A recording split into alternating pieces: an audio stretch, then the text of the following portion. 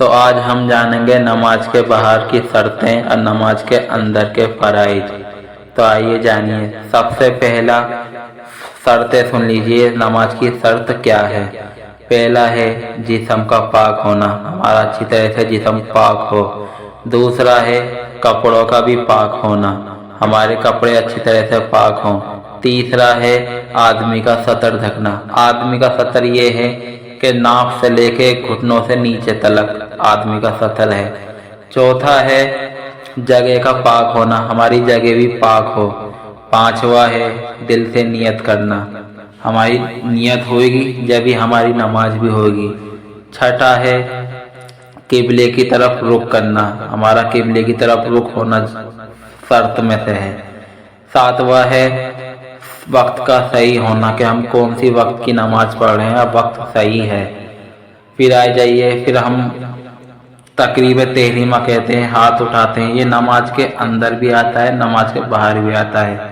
جب ہم ہاتھ کانوں تک اٹھاتے ہیں، لفظ اللہ اکبر کہتے نہیں ہیں، کان ہاتھوں تک اٹھاتے ہیں، تو یہ نماز کے باہر ہوا۔ اور جب ہم لفظ اللہ اکبر کہتے ہیں، پھر نیچے کو ہاتھ جاتے ہیں ہمارے ہاتھ، تو ہم پھر نماز کے اندر آ جاتے ہیں۔ تو آئیے نماز کے اندر کے فرائض جان لیجئے۔ سب سے پہلا فرض ہے کھڑے ہونا، کھڑے ہو کے لیے۔ پھر دوسرا فرض ہے سورہ فاتحہ پڑھنا، یا کم سے کم 3 چھوٹی آیت پڑھنا۔ پھر تیسرا ہے رکوع کرنا، ہمارا رکوع بھی صحیح طریقے سے ہونا چاہیے، آدمی کی ٹیڑھی نہ ہو کمر، رکوع ایسا ہو کہ اس پہ ایک کٹورا صحیح طریقے سے صحیح ہو جائے، یعنی گرے نہ۔ چوتھا ہے آدمی کو سجدہ کرنا، چوتھا سجدہ کرنا ہے۔ اور پانچواں ہے اتحیات میں بیٹھنا۔ اور پھر چھٹا ہے نماز سے باہر کرنے کا ارادہ کرنا، جب ہم نماز کے باہر جاتے ہیں تو اس کا ارادہ کرتے ہیں، یعنی سلام پھیرتے ہیں، السلام، سلام پھیرتے ہیں۔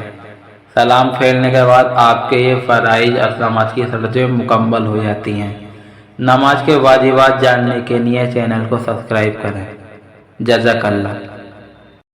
اکثر جمعے کے خطبے کے دوران لوگ ادھر ادھر کی باتیں کرتے ہیں، دھیان سے خطبہ نہیں سنتے، جبکہ حضور کی حدیث ہے کہ اگر کوئی نادینہ شخص کنویں کی طرف بڑھ رہا ہو اور خطبہ ہو رہا ہو تو تمہیں اندیشہ ہو کہ وہ کنویں میں گر جائے تو اسے آواز دے کے نہ پکارنا، تیز نہ چلانا، تم اس کی طرف دوڑنا اور اسے بچانا۔